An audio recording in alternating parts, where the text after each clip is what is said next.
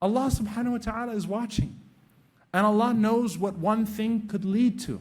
And so Allah says, وَلَا تَقْرَبُوا الزِّنَا. Don't come anywhere near adultery. And a lot of times when we think about don't come anywhere near adultery, we talk about it in the physical sense. It starts off with the physical, but it usually starts off emotional. It's usually emotional betrayal of your spouse. It's usually that you start to get attached to someone outside, and the whole realm of social media provides so much opportunity for you to feed that attachment shamelessly, sometimes without the other person even knowing. And you build that fantasy and that attachment. And what Imam al-Ghazali rahimahullah ta'ala talked about, how shaitan can convert a passing thought to a settled thought, a fatra to a fikra. Once he gets it into your mind, he can entertain it. He can create illusion and fantasy. He can beautify it for you.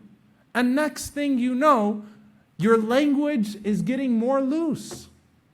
And you need to learn to cut it off for your own good. Allah subhanahu wa ta'ala puts those restrictions.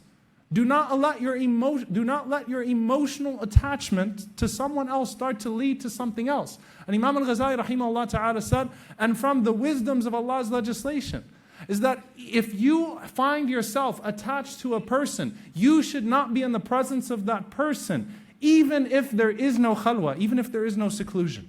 You should know that yourself. You should want to guard yourself from that, so that you don't start to develop more interaction, reduce your interaction to what is absolutely necessary. And don't abuse it. It's for your own good.